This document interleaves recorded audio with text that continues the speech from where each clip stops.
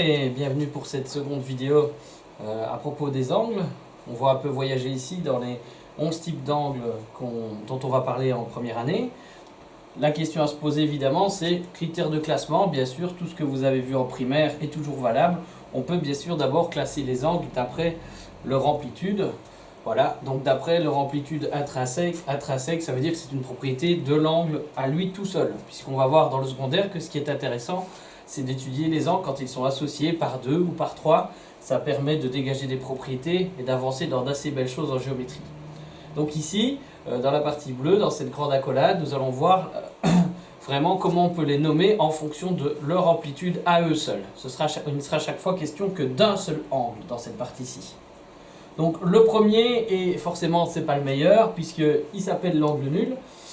Donc l'angle nul, amplitude 0 degré. Alors là, on ne peut même pas mettre le petit arc bleu auquel on est habitué, puisque forcément les deux demi-droites sont superposées, elles sont l'une sur l'autre, elles sont confondues.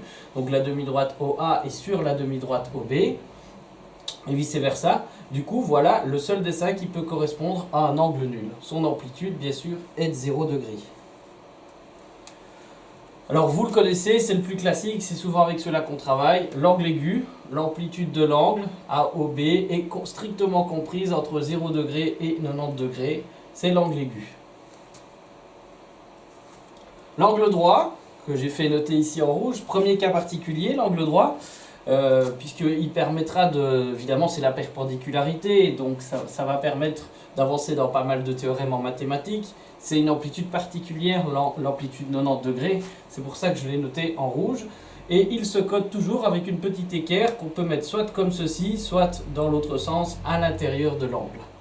Donc voilà, il symbolise aussi, donc je le disais, deux droites ou deux demi-droites ici perpendiculaires. Alors un peu plus grand que 90 degrés, quand vous avez une amplitude d'angle qui est comprise entre 90 degrés et 180 degrés, vous avez l'angle obtus. J'ai bien dit l'angle obtus au singulier, mais attention, obtus prend toujours le S. Donc à un angle obtus, vous mettez quand même le S, sinon c'est une faute d'orthographe. Voilà l'amplitude AOB comprise entre 90 et 180 degrés. Tout ça, c'est des choses que vous avez déjà vues en primaire. On arrive donc au deuxième cas particulier intéressant, l'angle plat. L'angle plat, son amplitude fait 180 degrés. C'est deux demi-droites qui sont positionnées dans la même direction, dans des sens opposés, mais la même direction. Et donc, vous avez en fait aussi le demi-cercle. Là, on aurait très bien pu mettre la marque de l'autre côté. Vous aviez aussi évidemment 180 degrés. C'est comme si on coupait un cercle ou si on parle d'air, un disque en deux. Alors, les suivants, on en parle un peu moins, c'est des cas particuliers, puisque généralement, on parle d'angle plat ou d'angle concave. Donc ici, dont l'amplitude est inférieure à 180 degrés.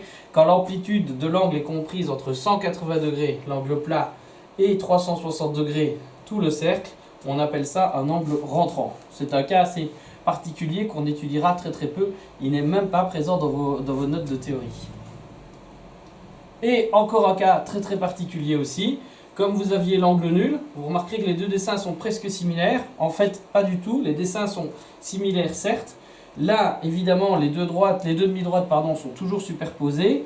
Mais là, au lieu de considérer, c'est-à-dire aucune amplitude, puisqu'elles sont l'une sur l'autre, et on fait le tour, on fait tout un cercle, comme ceci autour. Ça, c'est le classement des angles par rapport uniquement à leur amplitude. Vous remarquerez qu'il n'y a chaque fois qu'un seul angle qui est dessiné sur le dessin. La particularité du secondaire, c'est qu'on va commencer à envisager d'associer les angles par 2, par 3, etc. et de dégager des propriétés géométriques. Ça va être le reste ici de cette petite synthèse que je vous ai construite sous forme de slide. Voilà, donc en bas de page 2, vous avez classification suivant l'amplitude des angles. Donc ici, c'est évidemment l'angle nul est égal à 0 degré. On enchaîne sur l'angle aigu. Amplitude de AOB strictement plus grande que 0 degré, mais strictement inférieure à 90 degrés. L'angle droit égale tout juste à 90 degrés. L'angle obtus, attention, toujours le S. Amplitude d'un angle obtus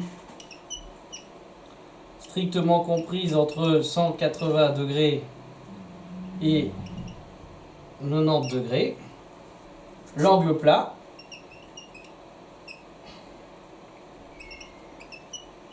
AOB égale tout juste à 180 degrés. L'angle plein.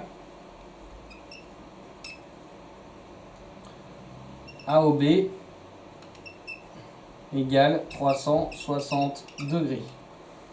Voilà pour compléter les notes. J'ai fait ça assez vite, évidemment. Vous aviez ça aussi sur le slide. Vous pouvez faire évidemment des captures d'écran. Si vous préférez la présentation du slideshow, forcément à la dernière dia, la 18e, vous aurez un résumé, en fait une synthèse de toute la théorie sur les noms des différents angles. Donc justement, voilà, je le disais juste avant, on peut aussi évidemment donner des noms d'angles en fonction d'association avec d'autres angles. Alors une première association qu'on peut faire, c'est d'associer les angles en fonction de la somme de leurs amplitudes. Dans les amplitudes particulières qui permettent de dégager des propriétés en géométrie en deuxième et en troisième, il y a évidemment l'angle droit et l'angle plat. Donc c'est par rapport évidemment à ces deux cas particuliers qu'ici on va étudier effectivement deux sommes d'amplitudes particulières. Donc le premier exemple, on appelle ça des angles complémentaires. C'est quand vous additionnez la somme de leurs amplitudes, bref, quand vous additionnez leurs deux amplitudes, vous arrivez pile à 90 degrés. Alors premier cas fort classique, vous dessinez un angle droit, donc AOB, donc tout simplement un angle droit, et à partir de haut, vous retracez une demi-droite à l'intérieur de votre angle droit. Et donc vous coupez votre angle de 90 degrés en deux sections, la section bleue, la section verte, et bien sûr quand vous additionnez les deux sections, quand vous faites la somme des deux amplitudes, vous obtenez bien 90 degrés. C'est ce qu'on appelle des angles complémentaires parce que l'addition des deux amplitudes fait 90 degrés. Attention, j'insiste ici, c'est une propriété arithmétique. Ce n'est pas une propriété géométrique, vous allez comprendre sur le dessin juste en dessous. Il faut simplement que les deux angles aient une amplitude de 90 degrés. Ça veut dire que si je dessine sur mon mur à gauche un angle de 30 degrés et que beaucoup plus loin derrière, dans une autre pièce, je vais dessiner un angle de 60 degrés, mes deux angles, ils seront complémentaires. Ils ne se toucheront pas, ils seront à des endroits différents dans l'espace, différents dans ma maison, etc. N'allez pas dessiner des angles sur les murs, je l'ai déjà dit précédemment, c'est un exemple. Donc il ne faut pas nécessairement que les angles soient les uns après des autres pour avoir une somme égale à 90 degrés. Mais ils seront quand même complémentaires, même s'ils ne se touchent pas. Alors vous avez justement un cas ici un peu particulier et intéressant. Voilà un triangle rectangle tout à fait classique, l'angle droit, il est scalène, les trois côtés ont des longueurs différentes. Étant donné que la somme des amplitudes des angles, vous le savez de primaire, on vous le démontre d'ailleurs en deuxième année secondaire, la somme des trois amplitudes fait 180 degrés, vous enlevez 90 degrés d'amplitude de l'angle droit, tous les triangles rectangles ont un angle droit, sinon ils ne s'appelleraient pas rectangles, il vous reste forcément 90 degrés pour les deux autres. Ça veut dire que dans n'importe quel triangle rectangle, quand vous additionnez l'amplitude des deux angles aigus, vous obtiendrez toujours 90 degrés. C'est pour ça qu'on dit que les deux angles aigus d'un triangle rectangle sont complémentaires. Et donc ici, vous voyez bien que les deux angles, entre guillemets, ne se touchent pas, ils ont des sommets différents. Vous avez un angle ici de sommet Y, un angle de sommet X. Donc ils ont déjà des sommets complètement différents. Ils sont quand même, j'ai bien dit, ils sont quand même complémentaires. Parce que si on additionne, c'est juste du calcul, les deux amplitudes, on arrivera toujours à 90 degrés. Alors évidemment, on peut tenir le même type de raisonnement avec une égalité à 180 degrés. On a presque le même mot. Là, ça s'appelle des angles supplémentaires. Et là, de nouveau, l'exemple le plus facile, vous tracez un angle plat. Donc ici, vous voyez, à l'horizontale, vous avez l'angle AOB, angle plat. Voilà. Il est cerclé ici en rouge. Comme là, l'angle de 90 degrés était codé en rouge. Vous avez l'angle plat en rouge ici. Et à partir de nouveau du sommet de cet angle plat, à partir de haut, vous retracez de nouveau une demi-droite à l'intérieur, comme tout à l'heure là-bas. Voilà, on retrace une demi-droite de façon à partager votre angle de 180 degrés en deux morceaux, en deux sections. Première section bleue, donc AOC, et la seconde section, évidemment, c'est BOC, la section verte. Il va de soi que si vous additionnez les deux amplitudes, vous additionnez l'amplitude de BOC et l'amplitude de AOC, vous obtiendrez forcément 180 degrés. Donc quand la somme des deux amplitudes fait 180 degrés, on dit que ces angles sont supplémentaires.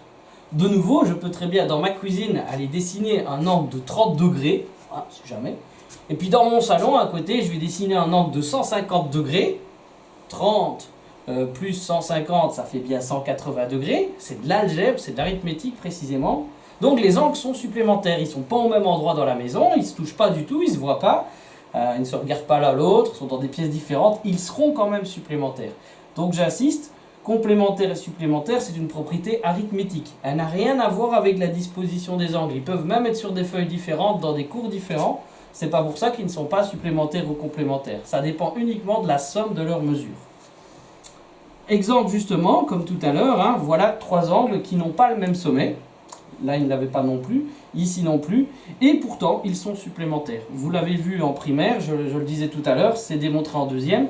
Quand vous additionnez la somme des amplitudes des angles dans un triangle, les angles intérieurs, vous obtenez toujours 180 degrés, à chaque fois. Et donc, ce sont bien trois angles. Ici, on en a carrément trois. On peut avoir trois angles complémentaires. Vous pouvez en avoir une infinité, hein, 180 degrés. Vous pouvez faire une somme d'autant de termes que vous voulez. Vous pouvez le faire à coup de 10 degrés, etc. Mais ici, par exemple, vous avez trois angles dont la somme fera toujours 180 degrés. Donc là, ils ont des sommets différents, mais ils sont quand même supplémentaires. Parce qu'algébriquement, si on additionne les amplitudes, on arrive à 180 degrés. Donc on va revenir dans vos notes de cours pour compléter cette petite partie sur les complémentaires et les supplémentaires. Ah oui, un petit truc, mémotechnique pour vous aider à retenir comment ça fonctionne et à ne pas faire de faute d'orthographe en même temps. Donc, si vous regardez les deux mots, supplémentaire, complémentaire, hein, aimentaire chaque fois, ils se ressemblent très fort. Donc, si ce n'est évidemment les quatre premières lettres, COMP, SU, 2P. Alors, moi je dis toujours à mes élèves, pour retenir si c'est 90 ou 180 degrés, parce que vous risquerez souvent de confondre complémentaire avec supplémentaire, eh ben, le nombre de P vous donne le nombre de fois 90 degrés. Donc, dans complémentaire, il n'y a qu'un P, ben, une seule fois 90 degrés pour la somme. La somme fait 90. Supplémentaire, il y a 2P, donc 2 fois 90 degrés, ça veut dire que votre somme, quand ils sont supplémentaires, elle fait 180 degrés. Donc voilà, ça c'est un petit moyen mémotechnique pour vous y retrouver, ne pas commettre de fautes d'orthographe et en même temps ne pas les confondre au niveau des noms et du dessin et de leurs propriétés. Donc là, on va faire un petit retour au cours pour compléter cette partie-là. Donc voilà, je suis page 3 dans la théorie. J'ai passé le point A, je vais y revenir après, juste derrière, je l'ai inversé dans mon petit slide sur ma synthèse. Donc voilà, les complémentaires. Ici, si on veut coder, pour simplifier, on n'a mis que 1 et 2, donc on dira simplement que l'amplitude de A1 plus l'amplitude de A2, cette somme d'amplitude vaut bien 90 degrés, l'angle droit, qu'il faut évidemment ici rajouter, faites-le aussi sur votre feuille. Voilà.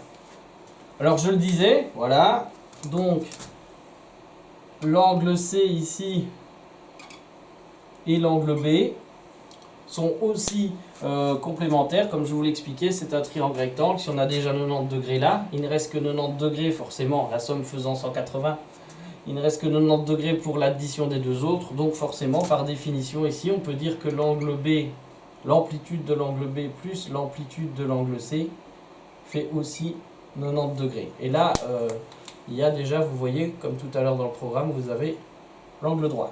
Donc des angles complémentaires sont des angles, je vais y arriver, dont la somme des amplitudes est égale à 90 degrés.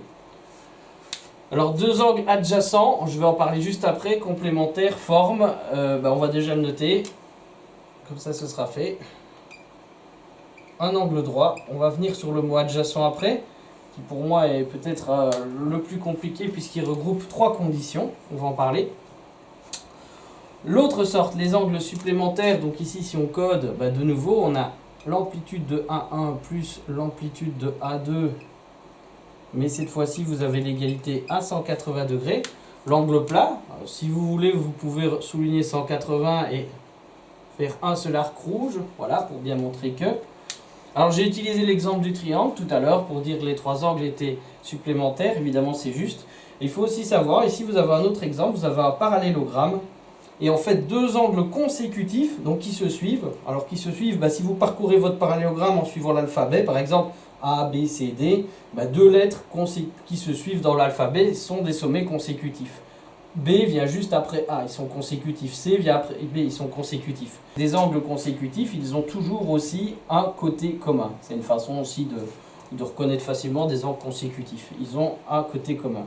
Donc ici vous avez D et C. Si vous mesurez, ça aussi ça se démontre plus tard, l'amplitude de l'angle C plus l'amplitude de l'angle D, cette somme fera aussi 180 degrés. Donc, des angles supplémentaires sont des angles dont la somme est égale à 180 degrés. Ça, c'est à compléter. Et on va en parler de ce fameux mot adjacent. Quand on les met effectivement, c'est comme ceci, côte à côte avec le même sommet, ils forment un angle plat.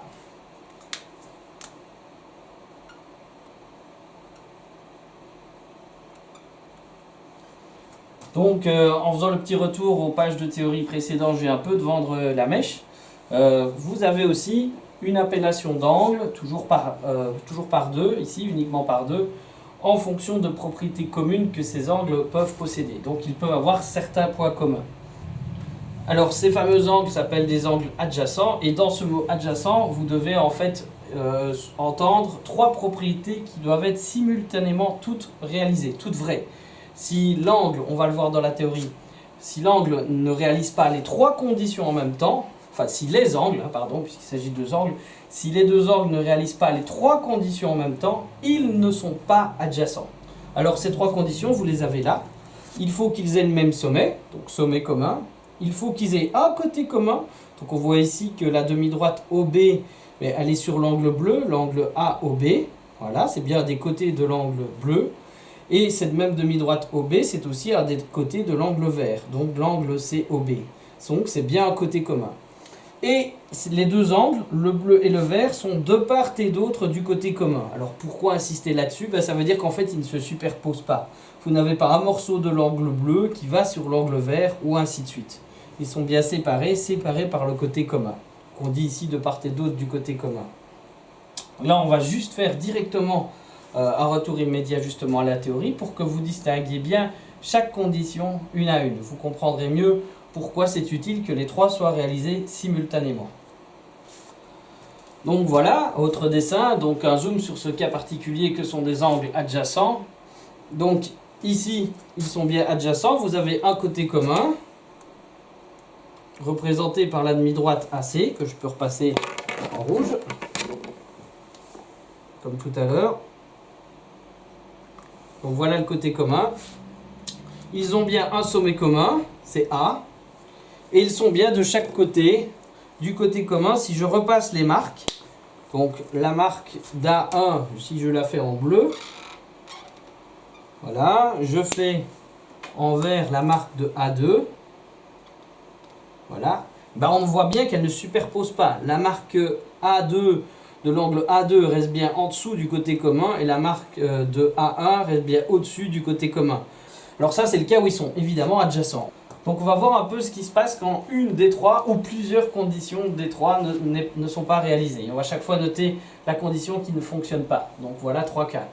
Donc ici, première chose, alors le sommet commun, on est bien d'accord, ici A1 et A2 ont le même sommet. Donc le sommet, il n'y a pas de problème, ça fonctionne. Déjà, vous avez un problème de chevauchement. Vous voyez évidemment que l'arc de cercle A1, il est à l'intérieur de l'arc de cercle A2. Un angle en fait est compris dans l'autre. Donc là déjà, ils ne sont pas de part et d'autre d'un côté commun. Comme je le disais autrement, une autre façon de le voir, il y a superposition. C'est-à-dire que le bleu est sur le vert et le vert est sur le bleu. On a une partie ici, la partie BAC, l'angle A1, en fait c'est une partie de l'angle A2. Donc forcément, dans ce cas-là, ils ne peuvent pas être adjacents. Donc, dans le second cas, on a toujours bien un sommet commun, aucun souci. Mais si on repasse les différents côtés des angles, vous avez A1, voilà.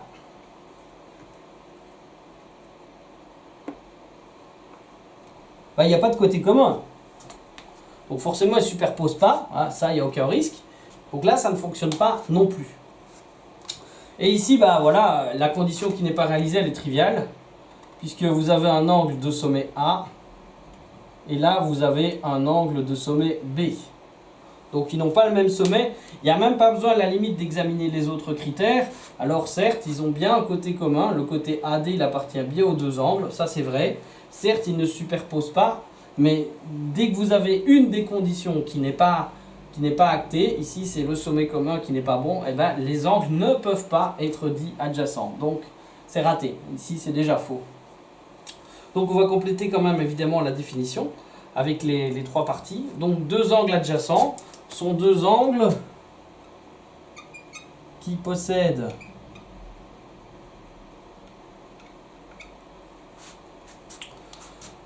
un côté commun.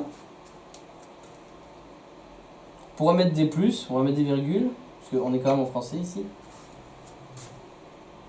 Qui ont le même sommet.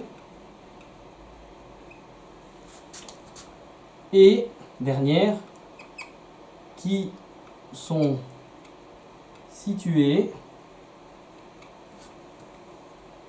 de part et d'autre.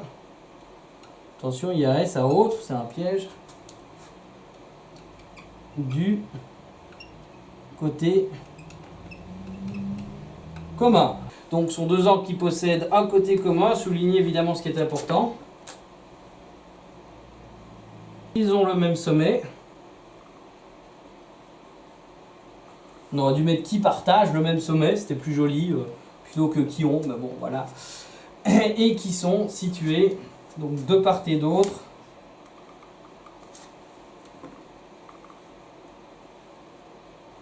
du côté commun, mais c'est sous-entendu. On l'a déjà mis en rouge. Il nous reste juste une dernière sorte d'angle particulière à découvrir. Avant de terminer et de voir cette dernière sorte d'angle, juste une petite remarque. Vous remarquerez qu'il y a un astérisque là, couleur fuchsia, sur les angles adjacents. Vous allez vite comprendre pourquoi. Là, je voudrais revenir, voilà, l'astérisque viendrait apparaître ici. Revenir sur des cas, deux cas particuliers qu'on vient de voir dans la théorie justement. Donc ici, les angles ils sont déjà complémentaires et supplémentaires et ils sont en plus adjacents. Ils ont bien les trois conditions. Donc sommet commun chaque fois. On a chaque fois bien sûr un côté commun. Ici c'est la demi-droite OC dans chaque cas. Et ils sont bien situés de part et d'autre du côté commun. Donc là vous avez des angles complémentaires et adjacents. Ici c'est pour ça qu'il y a l'étoile, hein, ils sont adjacents, c'est ça que l'étoile veut dire. Ici ils sont supplémentaires et adjacents. Par contre en bas, vous voyez, ils sont juste complémentaires. Les sommets étant différents, ils ne sauraient forcément pas être adjacents. Et ici, pareil, ils sont juste supplémentaires. Les sommets étant différents, ils ne sauraient de fait pas être adjacents. Donc voilà le pourquoi de ces petites étoiles mauves. Parce que sur ces deux dessins ici, vous avez la combinaison de deux propriétés. Complémentaire adjacent, supplémentaire adjacent. Alors, le dernier type d'angle, en fait, c'est une position un peu particulière. C'est comme si on allait au restaurant. Donc, on va se mettre en tête à tête et manger chacun d'un côté de la table. C'est vraiment exactement ça. En fait, vous croisez deux droites, tout simplement. Deux droites qui sont ici en noir. Vous obtenez une croix, hein, deux droites séquentes. Elles ne sont pas nécessairement perpendiculaires. Il faut juste qu'elles se coupent. Ici, elles se coupent en haut. Et vous allez de facto créer 4 angles. Voilà. Alors, vous en avez ici deux aigus en vert, O1 et O3. Et deux obtus en bleu, O2 et O4. Ces angles qui sont opposés par le sommet, donc l'un en face de l'autre, mais en mathématiques on dit opposés par le sommet, ces angles ont la même amplitude. Donc ici on a une propriété géométrique, donc de par leur position, hein, les côtés de l'un sont dans le prolongement des côtés de l'autre, voilà, et on a une propriété arithmétique puisqu'on a l'égalité parfaite au niveau des différentes amplitudes. Donc ça, ce sont des angles opposés par le sommet, très facile à reconnaître sur un dessin puisque vous avez cette croix. Et bien sûr, les deux droites peuvent aussi être perpendiculaires, mais elles doivent être au moins séquentes. Je rappelle que la perpendicularité, c'est un cas particulier du cas séquent. Donc voici, angle opposé par le sommet. Ici, dans le cours, on vous a juste mis A1 et A2, donc ils sont opposés par le sommet. Voilà des cas où ils ne le sont pas. Vous voyez bien ici qu'on n'a pas la croix. Si jamais on allonge ce côté-ci, hein, on obtient cette droite-ci n'est pas dans le prolongement de celle-là. On voit bien là, il faudra un angle plat.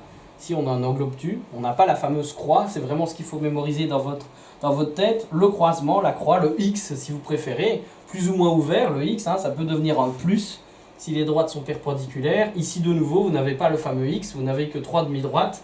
Et là, évidemment, on n'a pas le même sommet. On a un sommet A, un sommet B qui sont clairement séparés. Donc, ils ne sont pas non plus opposés par le sommet.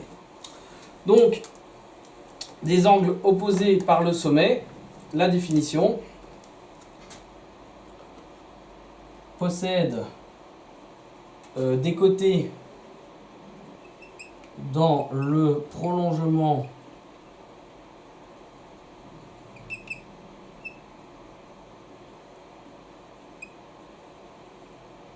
les uns des autres et se partagent le même sommet. Des angles opposés ont, alors le là, il y a un abus de langage mathématique, on n'est pas toujours obligé de le dire, on peut dire ont même amplitude. Maintenant vous pouvez dire le là. Voilà. Donc des angles opposés ont même amplitude ou ont la même amplitude. On peut aussi tout simplement dire des angles opposés sont égaux, c'est juste aussi. Donc voilà pour ce petit voyage au pays des angles. Alors on va regarder quand même un peu dans les exercices ceux que vous pouvez déjà réaliser tout seul. Et je les ferai avec vous, ils seront corrigés lors des prochaines vidéos. Donc on plonge directement dans la partie exercice. Donc concernant les exercices, sur l'ensemble du chapitre il y a 6 pages. Et en fait avec tout ce qu'on a déjà vu sur ces 2 premières vidéos, vous savez déjà faire les 4 premières. Donc 1, 2, 3, 4 sans problème. Les 2 dernières concernent le dernier point de théorie qu'on doit encore aborder. Donc n'hésitez pas, vous faites les 4 premières pages, évidemment pas d'un coup, faites peut-être une page par jour, c'est parfait, comme ça vous travaillez régulièrement. Et en fait les 2 prochaines vidéos vont justement être consacrées à la correction de ces 4 premières pages d'exercice sur les 6 totales. Voilà. Puis il y aura de nouveau une petite vidéo de théorie et puis une vidéo d'exercice, donc tout simplement pour terminer le chapitre et corriger les 2 dernières feuilles. Voilà. Merci à vous d'avoir visionné la vidéo. Bon travail. Travaillez chaque fois avec maximum, je dis, une page chaque jour. Le mieux, c'est pas de travailler beaucoup d'un coup, c'est de travailler régulièrement. N'hésitez pas à revisionner les vidéos, faites des captures d'écran, mettez en pause, prenez le temps, essayez, dessinez, manipulez la géométrie. C'est en traçant, c'est en écrivant que les maths se comprennent le mieux et s'apprendront le mieux aussi. Voilà. À la prochaine vidéo. Au revoir.